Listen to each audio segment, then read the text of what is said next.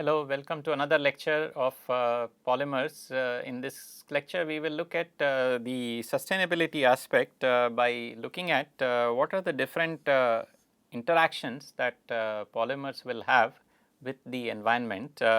In this week we are looking at polymeric materials of different kinds which are actually used in practical applications, and each of the material during its manufacture, during its service life and post service life interacts with environment.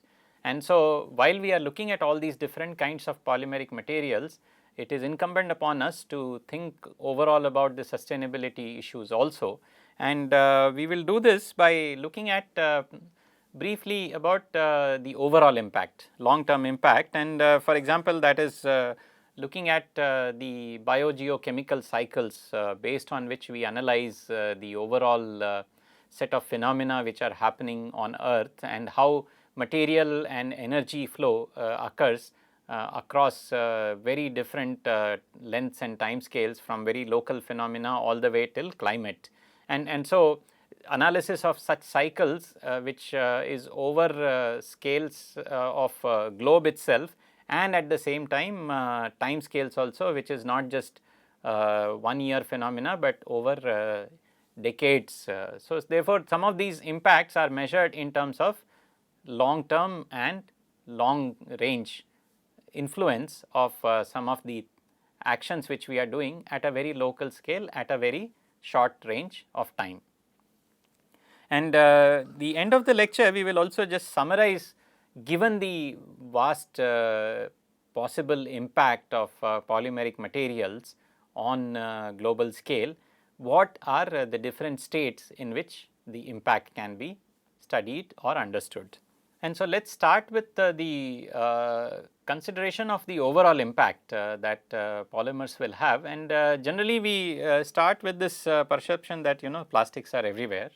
This is true also because of the non-biodegradability of polymers, and the whether it is a rubber tire or a plastic bag, its visibility, and its visibility in various different states of the environment.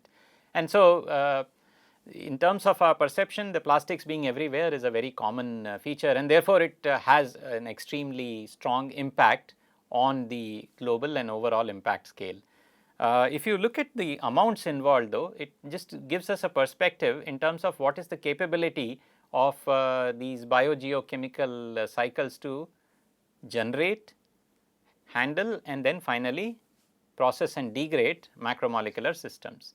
So, for example, cellulose, which is a natural polymer, it is produced 10 to the power 11 tons per year. That is the amount of cellulose which gets generated, then it gets used, it has its service life in terms of providing structure to the plants and all the other functions that it can provide, and then eventually it becomes biomass and then gets utilized, and therefore it again has an end of service life. And the amounts which are involved is 10 to the power 11, and polyethylene, which is by far the largest volume plastic that we use, is 3 orders of magnitude lower in terms of the quantities that are involved. So therefore, in terms of macromolecular handling and macromolecular processing, the biogeochemical cycles have capability of very large amounts.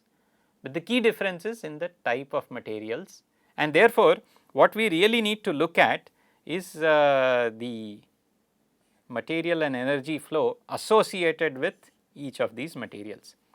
So the quantity wise polyethylene will be lower, but in terms of its impact, how does it, what are the energies which are involved in its generation, production, and its end of service handling, what is the set of materials which are involved, what materials are being converted to polyethylene, when polyethylene finishes its service life, what materials does it go to. So this overall material and energy flow is what will determine whether the overall biogeochemical cycle is able to process these materials, and clearly right now the answer is no. Unlike cellulose, which we do not often worry about as a waste material which is accumulating and therefore is becoming a big problem, even though it is in 10 to the power 11 tons per year, 3 orders of magnitude higher than polyethylene. So, to force us to think of issues which are related to how do you analyze materials which we are bringing into the biogeochemical cycles, we start looking at concepts such as life cycle assessment in terms of its production, in terms of its service life, in terms of its end of life. What is the so rather than just looking at the cost of the material purely from the point of view of when we are selling it, we look at the overall life cycle. We can also look at the influence of the materials on the biogeochemical cycles, or also look at it from an ecosystems perspective. And actually each of these is a subject in itself. So, for our course purposes we will not really go into details of all of these, but from time to time I will give you some pointers towards how thinking associated with these very important concepts are involved as far as sustainability of polymeric systems is concerned. So, for example, if we just look at let us say PET bottle and PET bottle which is used for water or soda, and this is actually one of the item which is recycled quite reasonably. It is one of the highest recycled product as well as material. And the bottle itself is polyethylene terephthalate while the cap is polypropylene. And if you look at the recycling of it and it is about 14%. And what happens to the remaining material? Some of it gets incinerated in terms of either energy generation or waste handling. A lot of it ends up going to the soil in the form of landfill. Many of these landfills are of course protected in the sense that they have a lining, they have a barrier, so that many of the materials which are in landfill may not be able to interact with surrounding soil and water. But there are of course many places where landfills may not have such protection, and secondly there may be breaches of the protection depending on the age of such landfills. And then we also have directly in the environment, and this actually the idea that plastics are everywhere is related a lot to this 32% being in sight. And it is a large amount of material which is either floating on rivers or oceans, or it is there in the channels. So, these are all associated with water bodies, but they are also there in the soil, or when we dig to plant a new plant, some plastic pieces may come out. So, therefore, they are there everywhere because they are not been disposed properly or they have not been recycled. So, if you look at really the amount of best possible recycling material, we still have about 86% of the polymer which is directly interacting without it being serviced. And so, lot of PET PP in the form of bottle is interacting with the environment. And so, the question is how is it influencing it in the long term? And these are the kinds of questions now we are trying to grapple more and more as polymer scientists, and trying to come up with an answer related to can we use it in a more sustainable way. And of course, as I have highlighted in the 9th lecture related to polymerization, depolymerization, can we also think of new ways of generating new polymers. So, let us continue looking at the biogeochemical cycle, and from school onwards we learn about the cycles such as carbon cycle and water cycle, and in study of these cycles we look at basically how carbon gets transformed from one species to another species, and how material flow and energy flow happens when all these different species get transformed with respect to each other. And generally it is a cyclic process, so that generation and eventual returning back to the same form is involved. So, cyclic processes is an important aspect of this analysis, and that is how the overall dynamic equilibrium of global scale processes are maintained due to these cycles, and there is a periodicity associated with many of these transformation processes. And therefore, now we can ask the question as to how do polymeric materials, the synthetic polymers that we are using more and more over the last 5-6 decades, how do they influence, or how do they contribute, or how do they take part in these cycles? And once we say they interact with these cycles, do they become part of the cycles, or they in fact at few points in the cycle they intervene, but they are not really part of the cycle. So, these, whether it is carbon or water cycle, is part of a cyclic process, and these polymers and material products, do they just intervene and then take part and then again come out, so that they are not really part of the cycle. So, this is something which then implies that the sustainability of the materials is compromised. So, generally if we look at the industrial products, we can classify them in terms of these various products, and if we focus specifically on nitrogen. So, the nitrogen cycle, and ask this question, how do polymeric materials influence in nitrogen cycle. So, we can identify these industrial products, and we know that many of them will have nitrogen. So, whether it is CONH of polyamide or CHCN in case of acrylonitrile, the cyanide group, and polyacrylonitrile is important with copolymer styrene acrylonitrile, or in terms of acrylonitrile butadiene styrene ABS system. And so, we have polymers, rubbers, which are all contain nitrogen. So, how do these contribute to the material flux, and how do these contribute to the type of species of nitrogen which are present. So, in biomass, as part of biogeochemical cycle, nitrogen cycling is of course there, and nitrogen is also part of the air system. So, therefore, it is there in air, water, soil, biomass. So, we therefore quantify all of the processes which are happening with respect to nitrogen by looking at this nitrogen biogeochemical cycle. So, the question is how does these chemicals incorporate, and this is something which we are still trying to understand and trying to do quantification of. So, here just for example, initial sets of quantifications which are based on about 12-year-old data, because these are all very challenging questions to answer, because we will have to estimate these based on other sets of data which are available. So, if you look at the way nitrogen gets transformed, and so the sources by which nitrogen changes are related to natural or based on the activities which are specific to so the progress and development that has happened, and the industrialization that has happened with related to human activity. So, in natural world, we of course have the nitrogen fixation by plants, and also some of the species of nitrogen reactions will happen in the presence of lightning in case of atmospheric transformations. So, when these transformations of nitrogen are there, they are part of the nitrogen biogeochemical cycle.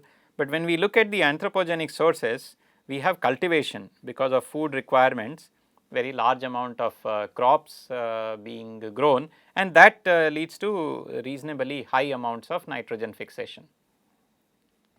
If you look at compared to that, we have fossil fuel usage, which is something again is part of the biogeochemical cycle, but the rate at which the production of this happens is much slower compared to its current usage in terms of how we use petrol or coal or any of these fossil fuels. So, the nitrogen transformation based on that is 25, and this is done in since it is naturally very large quantity, teragram per year is the units in which many of these fluxes and amounts are talked about.